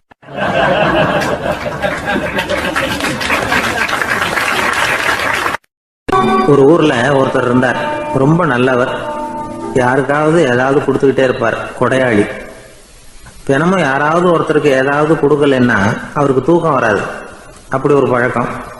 அது மட்டும் இல்லை, அவர் கொடுக்கறது அடுத்தவங்களுக்கு தெரியாது, அவ்வளவு ரகசியமாக அதை கொடுப்பார். வலது கை கொடுக்கறது இடது கைக்கு தெரியக்கூடாதுன்னு சொல்லுவாங்கல்ல, அது மாதிரி அவர். ஒரு நாள் ராத்திரி அவர் ஏற்கனவே தயாராக கட்டி வச்சிருந்த பணம் முடிச்ச கையில் எடுத்துக்கிட்டு வீட்டை விட்டு வெளியில் வந்தார். தெருவில் இறங்கி நடந்தார். இன்னைக்கு யாருக்கு தர்மம் செய்யறது அப்படின்னு யோசனை பண்ணிட்டு இருட்டில் நடந்து வந்துகிட்டு இருக்கிறார். யாரோ ஒருத்தர் எதிரில் வர்றது மாதிரி தெரிஞ்சுது. உடனே அவர் கிட்ட போனார். தன்கிட்ட இருந்த பணம் முடிச்சு அவசரமாக அவர் கையில் திணிச்சுட்டு திரும்பி வந்துட்டார். அப்பாடா, ஒரு வழியாக யாருக்கும் தெரியாமல் இன்னைக்கு தர்மம் பண்ணியாச்சு அப்படிங்கிற மகிழ்ச்சி, மன நிறைவு அவர் முகத்தில். நிம்மதியாக தூங்கினார். அப்புறம் எழுந்திரிச்சார். மறுநாள் காலையில் ஊர் பூரா ஒரே பேச்சு. என்ன பேச்சுன்னா, நேற்று ராத்திரி ஒரு திருடன் கையில் யாரோ பணத்தை கொடுத்துட்டு போயிருக்கிறாங்க அப்படின்னு எல்லாரும் பேசிக்கிட்டு இருக்கிறாங்க. இதை கேள்விப்பட்டதும் அந்த பெரியவருக்கு ரொம்ப வருத்தமாக போச்சு. அடடா, போயும் ஒரு திருடனுக்காக உதவி பண்ணியிருக்கிறோம், பிரயோஜனம் இல்லாமல் போட்டுதே அப்படின்னு நினைச்சார். சரி, இன்னைக்கும் யாருக்காவது உதவி பண்ணணும் அப்படின்னு முடிவு பண்ணினார். ராத்திரி நேரம் வந்தது. இவர் வழக்கம் போல தெருவில் இறங்கி நடந்தார். கையில் பணம் முடிச்சு. எதிரில் ஒரு பொன் உருவம் மங்கலா தெரிஞ்சது. இவர் உடனே அந்த பெண்கிட்ட பணத்தை கொடுத்துட்டு திருப்தியாக திரும்பி வந்துட்டார். மறுநாள் காலையில் ஊர் பூரா என்ன பேசிக்கிட்டாங்க தெரியுமா? நேற்று ராத்திரி நெறி தவறி நடக்கிற ஒரு பெண்ணின் கையில் யாரோ பணத்தை வச்சுட்டு போயிருக்கிறாங்க அப்படின்னு எல்லாரும் பேசிக்கிறாங்க. அடடா, இன்னைக்கும் தவறுதலாக நடந்து போச்சு அப்படின்னு ஒரு வருத்தப்பட்டார். இருக்கட்டும், இன்னைக்கும் ஏதாவது தர்மம் பண்ணுவோம் அப்படின்னு நினச்சிக்கிட்டாரு. 3ஆவது நாள் ராத்திரியும் புறப்பட்டார். இப்பவும் எதிரில் ஒருத்தர் வந்தார். இவர் பணத்தை கொடுத்தார், திரும்பி வந்துட்டார். மறுநாள் மக்கள் என்ன பேசிக்கிட்டாங்கன்னா, நேற்று ராத்திரி ஒரு செல்வந்தர் கையில் யாரோ பணத்தை கொடுத்துட்டு போயிருக்கிறாங்க அப்படின்னு பேசிக்கிட்டாங்களாம். அவருக்கு ரொம்ப வருத்தமாக போட்டுது. என்ன இது, தினம் இப்படி ஆகிட்டு இருக்குதே அப்படின்னு நினச்சிக்கிட்டே படுத்து தூங்கினார். அன்னைக்கு ராத்திரி ஒரு கனவு. அந்த கனவுல இறைவன் வந்து சொன்னாராம், இதை பாருப்பா, நீ கொடுத்த தர்மம் வீணா போயிடல. உன்கிட்ட பணம் வாங்கின அந்த திருடன் திருந்திட்டான், அந்த பொண்ணும் திருந்திட்டா, அந்த செல்வந்தனும் கொடையாளி ஆயிட்டான், எல்லாருக்கும் உதவி பண்ண ஆரம்பிச்சுட்டான் அப்படின்னு சொன்னாராம். இந்த கதையை சொன்னவர் யாருன்னா நபிகள் நாயகம். இதுல உள்ள கருத்து என்னன்னா, நல்ல மனசோட தர்மம் பண்ணுனா அது வீணா போறதில்லை.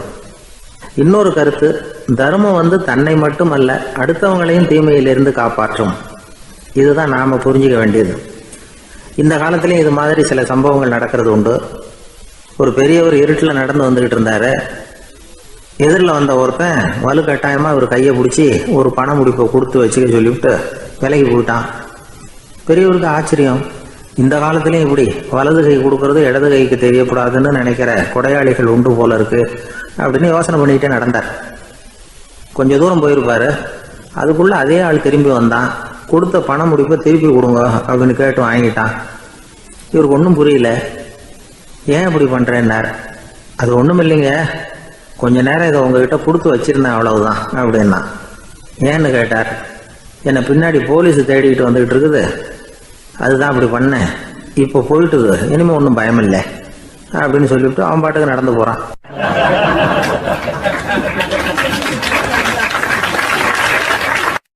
தான் மட்டும் வாழ்ந்தா போதும் அப்படின்னு நினைக்கிறவங்க உண்டு. தானும் வாழணும், அடுத்தவங்களும் வாழணும் அப்படின்னு நினைக்கிறவங்களும் உண்டு. முதல்ல சொன்ன வகையை சேர்ந்த மனிதர்கள் எப்படி தெரியுமா? எப்படியாவது தான் மட்டும் வாழ்ந்தால் போதுங்கிற நினைப்பு தான் எப்பவும் அவங்களுக்கு இருக்கும்.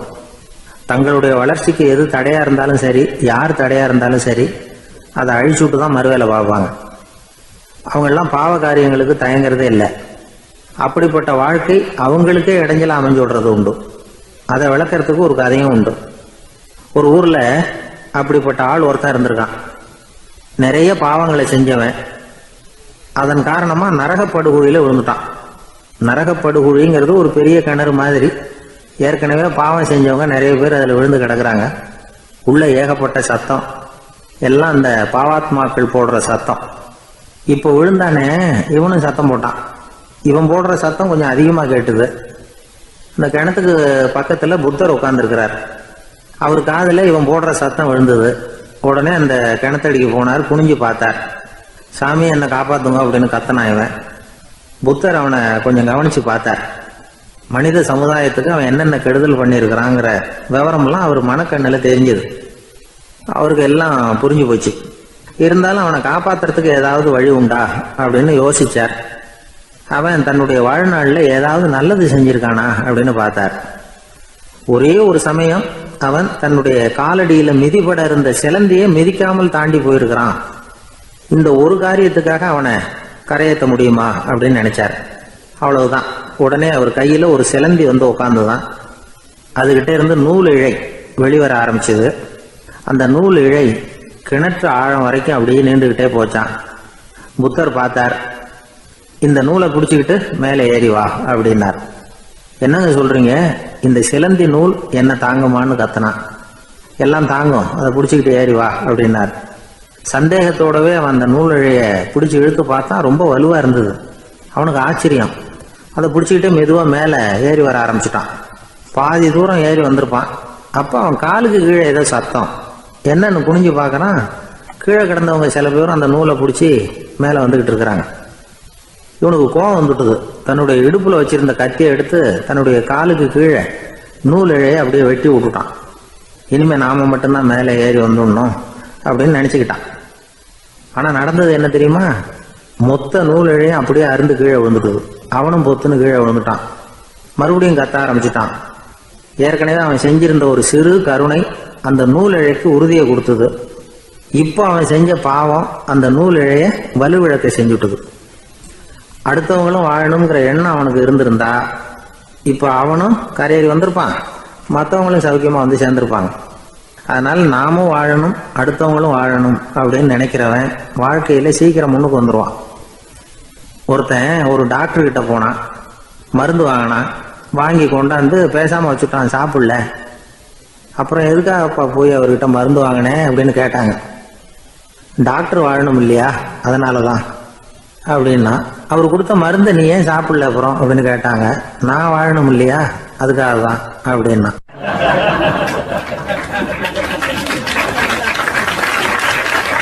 அவர் ஒரு பெரிய குடும்பத்துல பிறந்தவர். இருக்கிற சொத்துக்கள் எல்லாத்தையும் வாரி வழங்கி விட்டு காட்டுக்கு புறப்பட்டார் தவம் செய்யறதுக்காக. இருந்தது ஊராவும் கொடுத்துட்டார். இனிமே எதுவுமே இல்லை கொடுக்கறதுக்கு. அப்போ கடைசியா ஒருத்தன் வந்து கையை நீட்டினானா, ஐயா ஏதாவது கொடுங்கன்னு இருக்கான். அவர் பார்த்தார். கட்டியிருக்கிற வேட்டியை தவிர வேற எதுவுமே இல்லை. 8 முழம் பட்டு வேட்டி, ஜரிகை கரையோடு இருக்குது.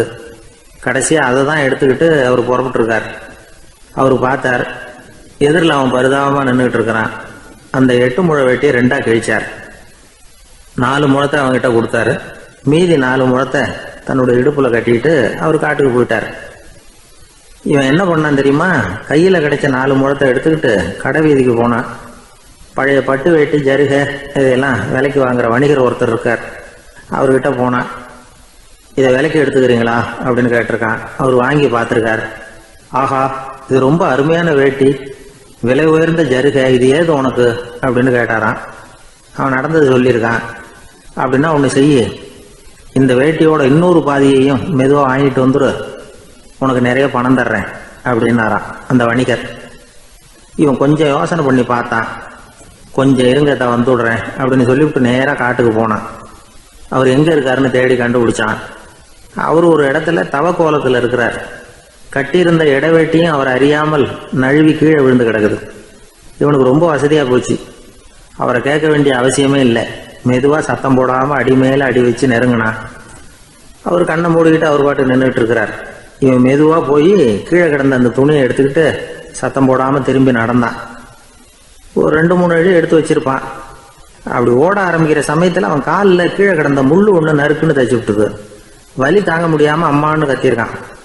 இந்த சத்தத்தினால கண்ணை மூடி நின்றுகிட்டு இருந்த அவரோட தவம் கலைஞ்சது. மெல்ல கண்ணை திறந்து பார்க்கிறார். தன் இடையில இருந்த வேட்டி அவன் கையில் இருக்கு. இப்போ அவர் நினைக்கிறார், என்ன நினைக்கிறாருன்னா, இந்த வேட்டி மீது நான் வைத்த ஆசை அல்லவா அவனை திருடனாக ஆக்கிவிட்டது அப்படின்னு நினைச்சாராம். இந்த வேட்டி மேல நாம வச்ச ஆசை அவனை திருடும்படி ஆக்கிவிட்டதே அப்படின்னு நினைச்சாராம். இது எப்பேற்பட்ட மனநிலை அப்படிங்கிறத கொஞ்சம் யோசனை பண்ணி பாருங்க. தான் ஒரு பொருள் மேல வச்ச பற்று இன்னொரு மனிதன் திருடனாக ஆகிறதுக்கு காரணம் ஆயிட்டுதேன்னு நினைக்கிறார். அப்படி நினைச்ச அந்த பெரியவர் யார் தெரியுமா? அவர் தான் மகாவீரர்.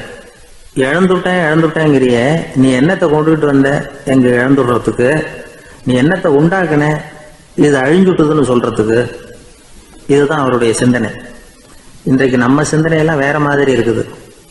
ஒருத்தன் நடுத்தருவில் உட்காந்து அழுதுகிட்டு இருந்தான். அந்த வழியா வந்தவர் ஒருத்தர், ஏன்பா அழறேன்னு கேட்டாராம். 5 ரூபா சார், இந்த இடத்துல விழுந்துட்டுது, ரொம்ப நேரமா தேடுறேன், கிடைக்காது போல இருக்கு அப்படின்னு சொல்லிவிட்டு அழறான். எப்போ தொலைஞ்சதுன்னு கேட்டாராம் அவரு. அது எனக்கு தெரியாது சார், பணத்தை தொலைச்சவன் தேடி பார்த்துட்டு போயிட்டான், நான் அவனுக்கு பின்னாடி தேட வந்தவன் அப்படின்னு நானா இவன்.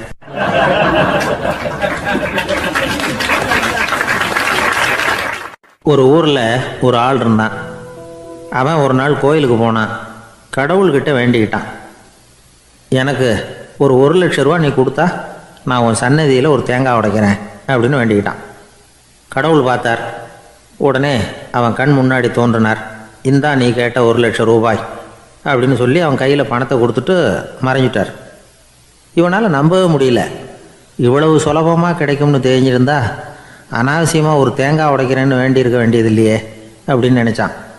இருந்தாலும் வேண்டுதலை நிறைவேற்ற வேண்டியது கடமை. அதுக்காக என்ன பண்ணால், பக்கத்தில் ஒரு கடைக்கு போனான். ஒரு தேங்காயை கையில் எடுத்தான். இது என்ன விலைன்னு கேட்டான். 5 ரூபான்னார் கடையில் இருந்தவர். அதிகமாக இருக்குதே விலைன்னா. அப்படின்னா ஒன்று செய்யுங்க, அடுத்த ஊருக்கு போங்க, அங்கே தென்னந்தோப்பு அதிகம், அதனால் அங்கே இதை விட குறைஞ்ச விலைக்கு கிடைக்கும் அப்படின்னார். சரின்னு அடுத்த ஊருக்கு கிளம்புனான். அங்கே போய் விசாரித்தான். ஒரு தேங்காய் 3 ரூபாய் விலைன்னாங்க. இதுவும் அதிகமாக தெரியுதேன்னா. அப்படின்னா ஒன்று செய்ய, அதோ அந்த ஆற்று ஓரமாக ஒரு தென்னை மரம் இருக்கு பார், அதில் நீயே ஏறி பறிச்சுக்கோ, ஒரு தேங்காய்க்கு 1 ரூபா கொடுத்தா போதும் அப்படின்னார் அந்த தோப்புக்கு சொந்தக்காரரு. இவனுக்கு மரம் ஏற தெரியாது, இருந்தாலும் ஆசை யாரை விட்டுது, விலை சல்லிசாக இருக்குதே. ஆற்று ஓரம் போனால் தட்டு தடுமாறி அந்த மரத்தில் ஏறினா அந்த தென்னை மரம் வளைஞ்சி ஆற்று பக்கம் போய் அப்புறம் நிமிர்ந்து இருந்தது. அதாவது மரத்தின் உச்சி சரியாக ஆற்றுக்கு நடுவில் இருந்தது. ஆற்றுல வெள்ளம் கரபுரண்டு ஓடிக்கிட்டு இருக்கு. இவன் கடவுள் கொடுத்த 1,00,000 ரூபாயை மடியில் வச்சு இறுக்கி கட்டிக்கிட்டான். உச்சிக்கு போய் காய் பறிக்கிற சமயத்தில் காற்றும் மழையும் பலமாக கலந்து அடிக்க ஆரம்பிச்சுட்டுது. கால் வழுக்கி விட்டுட்டுது. இவன் சடார்னு ஒரு தென்னை மட்டையை பிடிச்சிக்கிட்டு தொங்க ஆரம்பிச்சிட்டான். கீழே பயங்கரமான வெள்ளம், மடியில் 1,00,000 ரூபா பணம், என்ன செய்கிறதுன்னு தவிக்கிறான். இந்த சமயம் கரையில் ஒரு யானை பாகன் யானையை குளிப்பாட்டிக்கிட்டு இருக்கிறான். அது அவன் கண்ணில் பட்டது. ஐயா ஒரு உதவின்னு கத்துனான். அவன் என்ன செய்யணும்னு கேட்டான். உன் யானையை மெதுவாக இங்கே அழைச்சிட்டு வா, எனக்கு நேராக கீழே நிறுத்து, என் காலை பிடிச்சி மெதுவாக கீழே இறக்கி விட்டுரு, என் மடியில் இருக்கிற பணத்தில் உனக்கு 10,000 ரூபா தரேன் அப்படின்னா. அவன் பார்த்தான், காலை கையை பிடிச்சா கூட எவனும் இந்த காலத்தில் 10 ரூபாய்க்கு மேலே தரமாட்டேங்கிறான், இவன் காலை பிடிச்சா 10,000 தர்றேங்கிறான் அப்படின்னு யோசனை பண்ணான். உடனே யானையை கொண்டுட்டு போனான். அவனுக்கு நேராக கீழே நிறுத்தினான். அவன் காலை பிடிச்சான். அவ்வளவுதான். அந்த நேரம் பார்த்து யானை மெதுவாக நடந்து அப்பால் போட்டுது. இப்போ யானை பாகன் அவன் காலை கெட்டியாக பிடிச்சிக்கிட்டு தொங்குறான். பரிதாபமாக மேலே பார்க்குறான். அவன் மட்டையை பிடிச்சிக்கிட்டு தொங்குறான். இப்போ யானை பாகன் சொல்கிறான், தம்பி மட்டையை விட்டுறாத, கெட்டியாக பிடிச்சிக்கோ, நான் உனக்கு 10,000 ரூபா தரேன், இதோ மடியில் தான் வச்சுருக்கேன்னா. மேலே தொங்குறவனுக்கு இந்த நிலைமையிலேயும் ஒரு சந்தோஷம், மேற்கொண்டு ஒரு 10,000 ரூபா நமக்கு கிடைக்கும் போல இருக்கே அப்படின்னு. இந்த சமயத்தில் ஒருத்தன் ஒட்டகத்தை ஓட்டிகிட்டு வந்தான் அந்த பக்கமாக குளிப்பாட்டுறதுக்கு. யானை பாகம் பார்த்துட்டான். ஐயா ஒட்டகக்காரரே, அதை இங்கே கொண்டுட்டு வா, எங்கள் காலை பிடிச்சி பத்திரமா இறக்கி விடு, நாங்கள் பணம் கொடுக்குறோம்னா. அவனும் பணத்துக்கு ஆசைப்பட்டு வந்தான். அவன் காலை பிடிக்கிற சமயம் ஒட்டகமும் நழுவி போட்டுது. இப்போ 3 பேருமே வரிசையாக தொங்குறாங்க. ஒட்டகக்காரன் கத்துறான், தம்பி மட்டையை விட்டுறாத, கெட்டியாக பிடிச்சிக்கோ, நான் என் மடியில் இருக்கிற 5,000 உனக்கு தந்துடுறேன்னா. மேலே தொங்குறவனுக்கு இன்னமும் சந்தோஷம், இவனும் பணம் தர்றேங்கிறான். அப்படின்னா இன்றைக்கி நமக்கு மொத்த பண வரவு எவ்வளவு அப்படின்னு ஒவ்வொன்றா கூட்டி பார்க்க ஆரம்பித்தான். மனக்கணக்கு சரியாக வரல. அதனால் அப்படியே விரலை விட்டு எண்ண ஆரம்பித்தான். அவ்வளவுதான், மட்டையை விட்டுட்டு கை நழுவி வந்துட்டுது. 3 பேரும் பொத்துன்னு ஆற்றுல விழுந்தாங்க. படாத பாடுபட்டு தட்டு தடுமாறி கரைக்கு வந்து சேர்ந்தாங்க. 3 பேர் மடியில் இருந்த பணமும் ஆத்தோட போட்டுது. பேராசை பெருநஷ்டம் அப்படின்னு ஒரு பழமொழி இருக்குல்ல, அதை விளக்கறதுக்காக சொல்லப்பட்ட கதை இது. இந்த காலத்தில் ஒருத்தர் ஒரு நீச்சல் குளத்தில் நீச்சல் அடிச்சுக்கிட்டு இருக்கிறார். காவலுக்கு இருந்தவர் அதை கவனிச்சுட்டார். கரையிலேருந்து சத்தம் போட்டாராம், இதோ பாருங்க, இங்கே ராத்திரி 8 மணிக்கு மேலே நீச்சல் அடிக்கிறது சட்டப்படி குற்றம், அதுக்கு அனுமதி கிடையாது, தெரியாதா உங்களுக்கு அப்படின்னாராம். இதுக்கு அவர், ஐயையோ, நான் நீச்சல் அடிக்க வந்தவன் இல்லைங்க, சும்மா சுற்றி பார்க்க வந்தவன், தடுமாறி குளத்தில் விழுந்துட்டேன், நீச்சல் தெரியாது, அதனால் தத்தளிச்சுக்கிட்டு இருக்கிறேன் அப்படின்னு கத்துனாராம். கரையில் இருந்தவர் பார்த்தார், ஓ அப்படின்னா சரி, அதுக்கு ஒன்றும் தடை இல்லை அப்படின்னு சொல்லிவிட்டு அவர் பாட்டுக்கு நடந்து போயிட்டாராம்.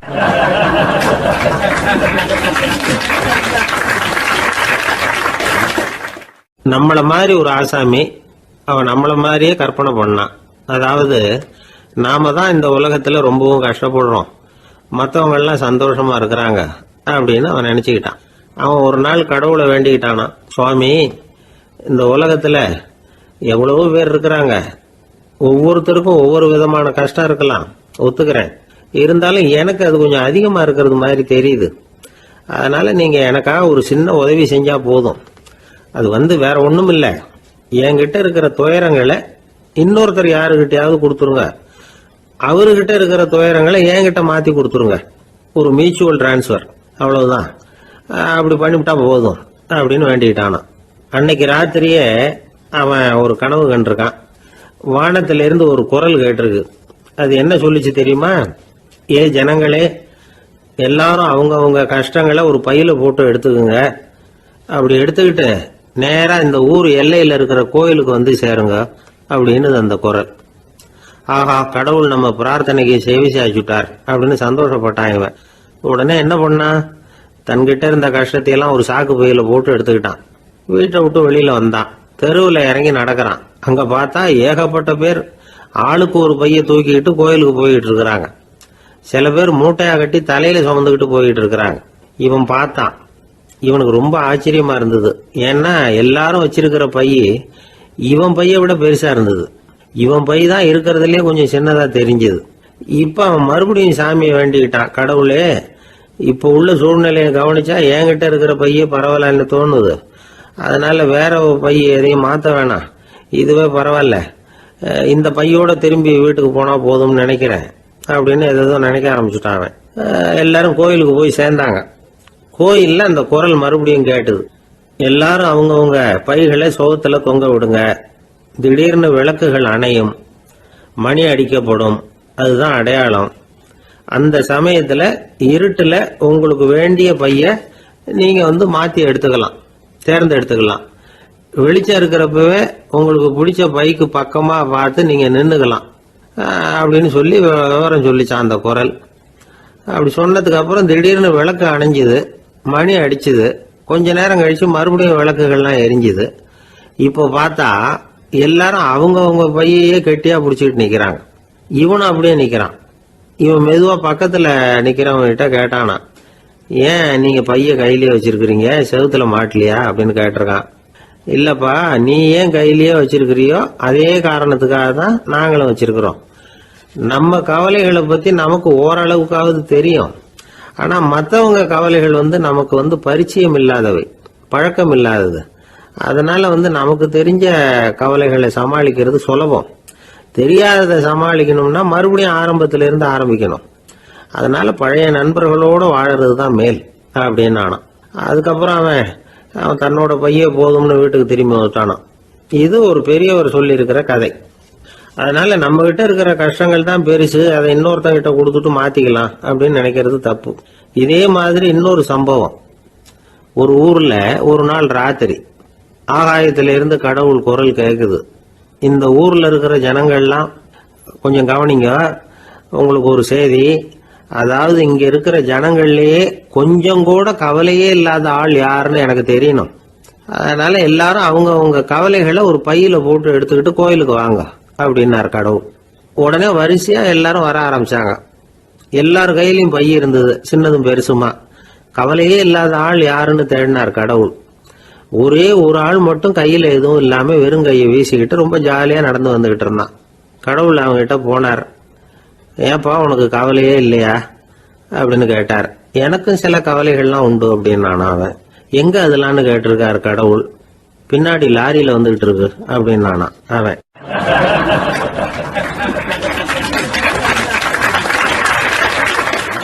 அசோக மன்னர் வந்துகிட்டு இருக்கார்.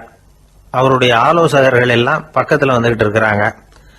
அந்த சமயத்துல எதிரில் ஒரு புத்த பிக்ஷு வர்றார். அசோகர் பார்க்கிறார். ஓடி போய் அவர் காலில் விழுந்து வணங்குறார்.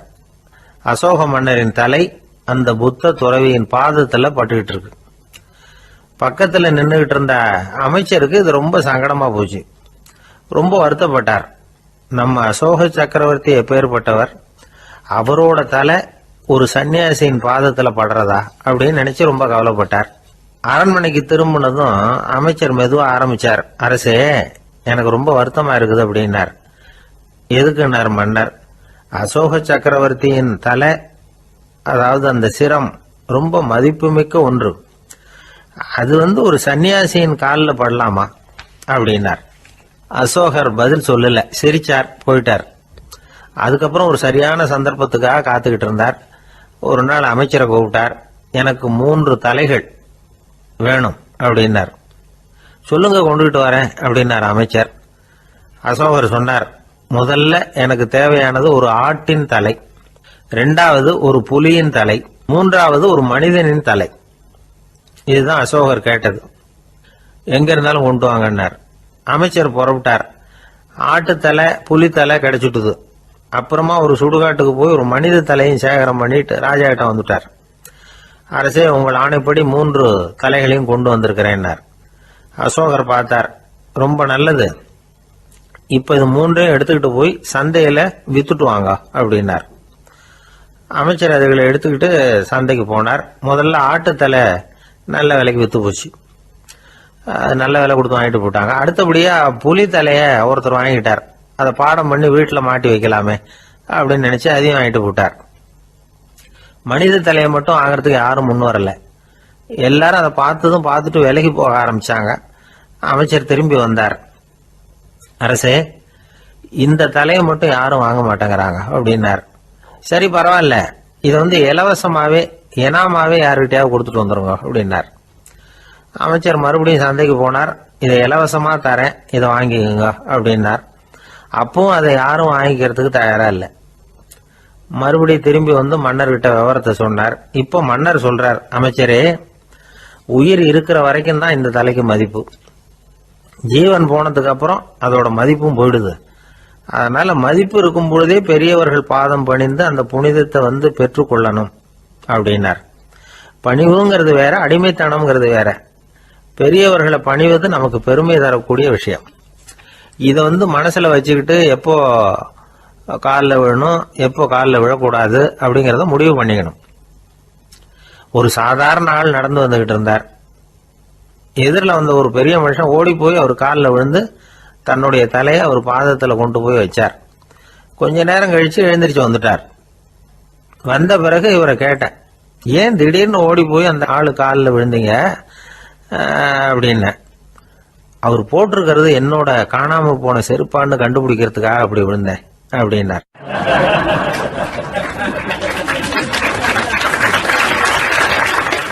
ஒரு காட்டுல ஒரு நரி இருந்தது.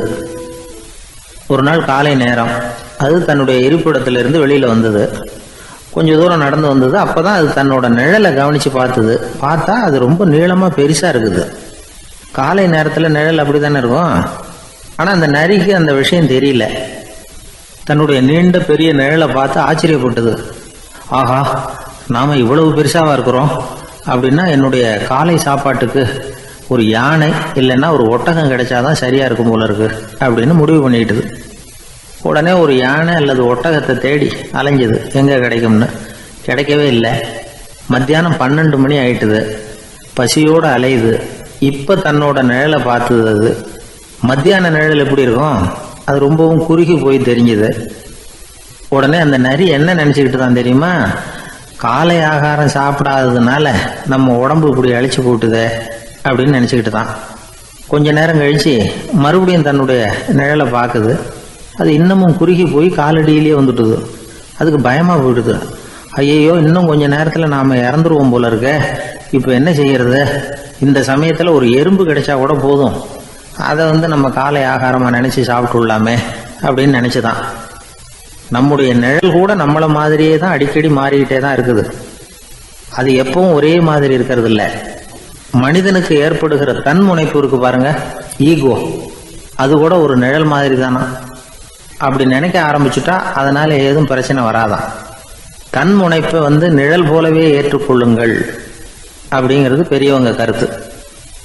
ஒரு காரியத்தை வெற்றிகரமாக நல்ல விதமாக செஞ்சு முடிக்கிறோம்னு வச்சுக்கோங்க, அந்த சமயத்தில் ஒரு வித நுட்பமான தற்பெருமை நமக்குள்ள உண்டாகுது. இது இயற்கையானது, அதனால இது மேலே பற்று வைக்கக்கூடாது. அப்படி வைக்க ஆரம்பிச்சுட்டா அந்த தற்பெருமை ஒரு நிரந்தர விருந்தாளியாக நம்மகிட்ட தங்கிக்கும். நம்ம நிழல் எப்படின்னு பாருங்க, நாம் நடக்கும் பொழுது நம்ம பின்னாடியே வரும். தன்முனைப்பையும் அப்படியே நினச்சிக்கோங்க. நிழல் யாருக்கும் எந்த பிரச்சனையையும் உண்டாக்குறது இல்லை. ஆனால் அந்த நிழலை கண்டே நாம் பயப்பட ஆரம்பிச்சுட்டா நாம் எதுலேயும் வெற்றி காண முடியாது. நிழலோட சண்டை போடக்கூடாது. அது மாதிரி தன்முனைப்போடவும் நாம் சண்டை போட வேண்டியதில்லை. இல்லாத ஒன்றோடு சண்டை போடுறது எப்படின்னா, அது இருட்டோட சண்டை போடுறது மாதிரி. நாம் நிழல் கிடையாது, நம்ம கிட்ட இருக்கிற தன்முனைப்பு ஒரு நிழல். நம்ம நிழலையும் நமக்கு சமமாக பார்க்குறோம் பாருங்க, அங்கே தான் சிக்கலே ஆரம்பம். இப்போ நாம் நடந்து போய்கிட்டு இருக்கிறோம், நம்ம நிழல் தரையில் விழுது. யாரோ ஒருத்தர் நம்ம நிழல் மேலே காலை வச்சு நடந்து போகிறார். உடனே அவர்கிட்ட சண்டைக்கா போகிறோம், ஏண்டா என் நிழலை மிதிச்ச அப்படின்னு. நமக்கு தெரியும் அது நிழல் தாங்கிறது. அவர் உங்கள் மேலே நடக்கலை, உங்களுடைய நிழல் மேலே தான் நடக்கிறார். அது மாதிரி உங்கள் தன்முனைப்பின் மேலே யாராவது நடந்தால் உங்களை அவமானப்படுத்துறதா நினைக்கிறீங்க. காரணம், நாமளும் நம்ம தன்முனைப்பும் ஒன்றுங்கிற நினைப்பு தான் காரணம், மற்றபடி வேற ஒன்றும் கிடையாது. நம்ம நிழல் மேலே நடக்கிறவர் நம்மளை காயப்படுத்துறதில்லை. தன்முனைப்பை வேண்டாத ஒன்றாவும் பார்க்க வேண்டியதில்லை. அது இயற்கை. நிழலை உங்கள் முன்னாடி வைக்க வேணாம், அது உங்கள் பின்னாடியே இருக்கட்டும். நிழலின் நிழலாகி விடாதீர்கள், நீங்கள் நீங்களாகவே